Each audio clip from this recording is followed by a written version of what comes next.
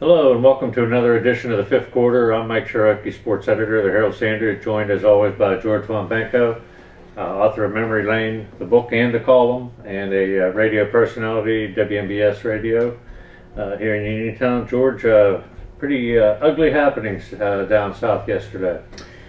Well, I think James Harrison, the linebacker, summed it up pretty well. We stink. You can't sum it up much better than that. And really, there's kind of a non-discriminatory. They stunk pretty much on offense and on defense yesterday. Well, they couldn't make plays on either side of the ball. Right. And, you know, the funny thing about that game was as bad as things were for Pittsburgh, Houston left the door open. I mean, if they had been able to make a couple plays, Pittsburgh very easily could have pulled that game out. I mean, they had the ball down 7 points in the fourth quarter. Kind of like your chances, of them coming back. Of course, I guess I should mention we are talking about the Steelers' 17-10 loss at Houston on Sunday. But it's something else to be considered here, George. This was a statement game for the Houston Texans. No question about it. They were looking at this game, and this is a franchise that has been picked to be a surprise team in the NFL the past couple of years. And how many 8-8s can you have? I mean, the pressure's on Gary Kubiak and his staff. And this is an established power coming in. It was definitely a statement game for the Texans. Yeah. And I think it was kind of, I don't know if ironic is the right word, but it seemed as though the Texans beat the Steelers at their own game on both sides of the ball. They ran the ball effectively against a team that kind of put out the blueprint for rushing offense. And the Steelers could not muster much of a running game, especially in the first half when they kind of needed it most. Rashard Mendenhall did not look good at all. And he left with a hamstring injury. And, it opens the door. And believe me, if you listen to some of the post-game shows, there were a lot of questions being thrown around about the Steelers' run. It's hard to overlook Isaac Redman and Mewelde Moore when one is averaging 6.7 yards a carry, that being Redman, and the other is averaging 8.5 yards a carry. And the only distinct difference, if you look at those guys and what's going on with Mendenhall, is they're not dancing. They're hitting the hole, and you got a patched work offensive line, and they're making yardage as much as they can. I mean, that one drive in the third quarter, that's as good as the Steelers have looked in a long time. Yes, it is. But above and beyond his injury, Rashard Mendenhall may have other issues getting back on the field. No, and there's no question.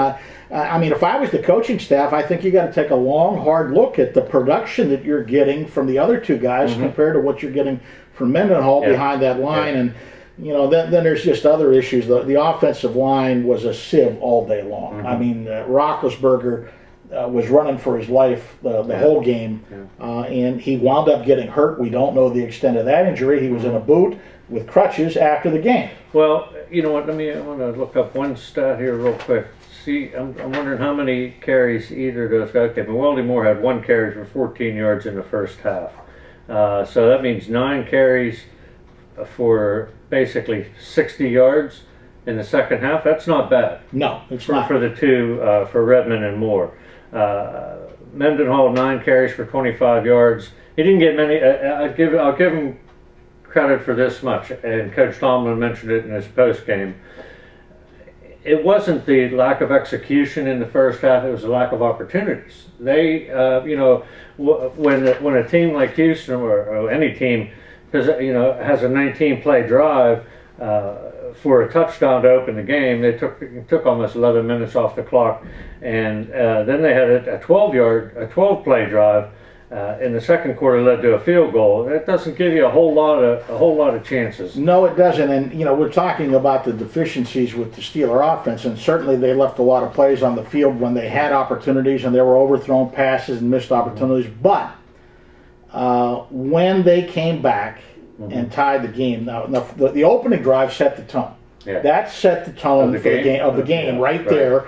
And then they regained their equilibrium and they tie things up. and the defense comes back out there, and there's another drive that ended with a 42-yard touchdown run, which is the longest touchdown run against the Steelers in 6 years. Yeah, and that let me check here. That was a 5-play drive, but you know when you're picking up 42 yards in one clip, it's kind of like one blown play. But that was the defense, though. That's when you need your defense after you tie it to step up, and they couldn't do it. Right. Yeah. Right.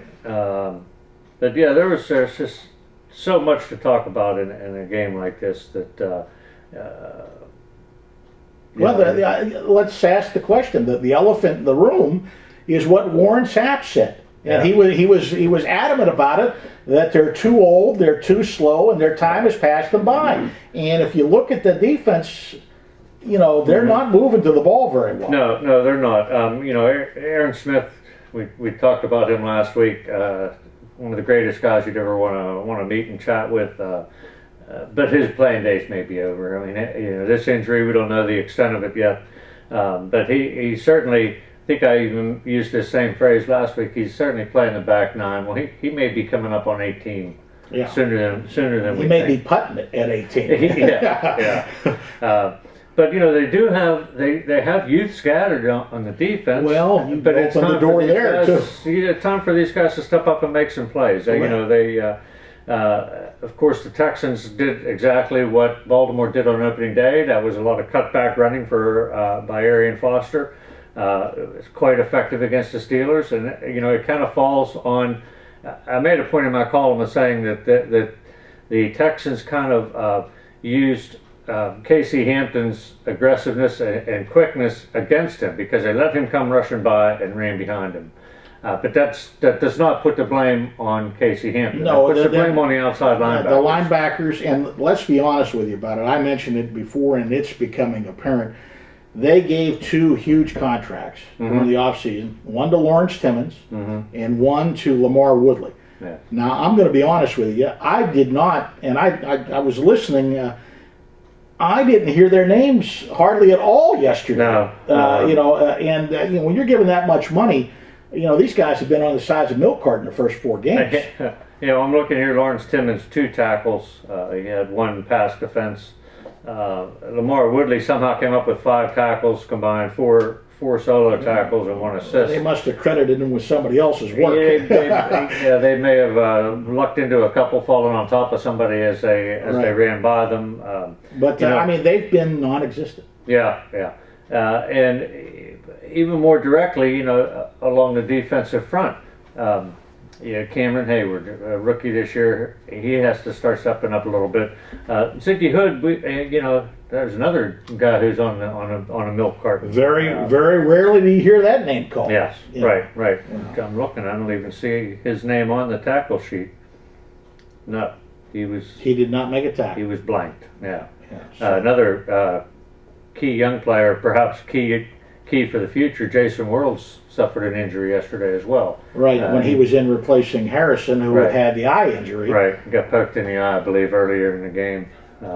So he, it's not a pretty picture right now down with the Steelers. No, it's not. You look at it again, and 2 big stats jump out at you again about the defense: no sacks, right, no turnovers, right. They need them. They need them. Yeah.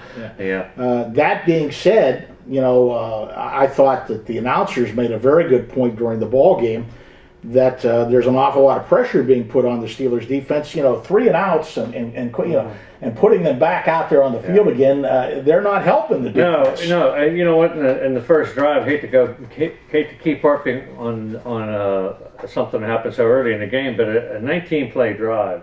You know, they converted all 3 third downs that the Steelers put them in, and a couple of them were. Let me see. They had a 3rd and 1 that they converted. A second 3rd and 1 was an offensive holding penalty. It became a 3rd and 10 that they converted. Right. Yeah. And then there was a 3rd and 2 that they converted on a 2-yard run by the quarterback. I mean, these are plays when the defense has to get off the field. And you know what? We'd be preaching to the choir even if we had the Steelers defense in the room with us. They know that. Oh, they know, and the way they're talking, and you know, and maybe that ship has sailed. I heard a lot of guys saying fundamentals, tackling. We got to get back to that, and there is something to be said about that. But the thing that disturbed me more than anything else was the lack of emotion from the Steelers. There was no fire in that team at all, except on that one drive in the third quarter. Yeah, and Coach Tomlin downplayed that a little bit. He thought the team was ready to play, you know, and you know there comes a time too after the first ball is kicked or snapped or what have you in a game, emotion kind of has to take a backseat. You got to focus and get the job done, and you know emotion will only carry you so far. Emotion and going through the motions. Well, that's there's a difference, and they looked like they were going through the motions on a lot of plays. Now, speaking to the defense's inability to create turnovers or get sacks, best way to keep the pass rush to a minimum is run. It's running the ball. Arian Foster took that. Now that was his first full game, first complete game back from a lingering hamstring injury that he came to training camp with. But you know what, he really busted loose in a big way. And let's be honest, to a man, when I was talking to the defense last week, they all pointed out, and after you got a chance to really look at them, because you don't see the Texans that often, no, right. They pointed out that it might be the best offensive line that they will face all year, and I think they're right. It is a pretty good offensive line. Yeah, you know what, you talk about going out of the frying pan into the fire. You know, they had Arian Foster this past week. Next week they got Chris Johnson from the Titans. Not a shabby running back. No, and he's burned them before. Yes, he has. Yeah. So, and you've got a quarterback for them, Hasselbeck, who's playing pretty well. Yeah. You know, I was on the way home from the game last night. Happened to be sitting right in front of a couple of old Chuck Knoll guys, Craig Wolfley and Tunch Ilkin, and I asked Tunch about, you know, what Tomlin said after the game sounded very much like what Chuck Noll used to say. Let's go back to the basics. We have to go back to learning how to tackle, learning how to block, make sure you finish plays. But now they can only have one padded practice a week. Oh, so the rules have changed, and maybe that is affecting them. You know, and Tunch's answer was that Chuck, he said back in those days they could have 3 padded practices a week. He said what back to basics meant to them was instead of 3 hour-and-a-half, 2-hour practices, they had 3 good, hard, tough, physical hitting 3.5-hour practices. So these guys maybe Coach Tomlin will make the most of the one padded practice he gets this week and run the guys through the gauntlet, so to speak. But then you're running the risk of maybe getting a couple of these other guys dinged up. And that is a problem because you're hoping to get some people back. And, you know, and let's address that too. A lot of people are really taking pot shots at the Steelers for not improving the offensive line. They've run the gauntlet with that line the past couple of years. It did win them a Super Bowl. Right. But I think it's starting to, and maybe some of the other people are starting to catch up with what the Steelers are doing, and they're really starting to take advantage of the line. You know, not to defend the Steelers, but they have invested somewhat in, at least in offensive linemen. Marquise Pouncey, I mean, he's all he was advertised to be. He's a good offensive lineman, a good center, but there's probably a little bit of building work that needs done around him. Well, you're playing guys who were backups, and you know, now they're starters, but they're still playing like backups. Well, you know, and I hate to say that because I've marveled at the offensive line as much as anybody the past couple of years, but it's real. I mean, and you worry. Ben, we don't know what his situation is going to be like. He may have a fractured foot, and you know, he's taken a terrible beating. Yeah. And one other point I think to make on the whole learning how to block and learning how to tackle, bringing back the basics and the fundamental work, that to me is something that should have been done in training camp at Latrobe. No matter how short or long or how many practices you get, those are things you either have to come in understanding and realizing that you have to do them week in and week out, or you don't. You know, you can only go back to the well so often. You know, we will see. We'll see how it all plays out, but it's not looking real good as of right now. No, they're in the bad spot right now. Yes. And that'll pretty much do it. Sorry we didn't have any better news for you today.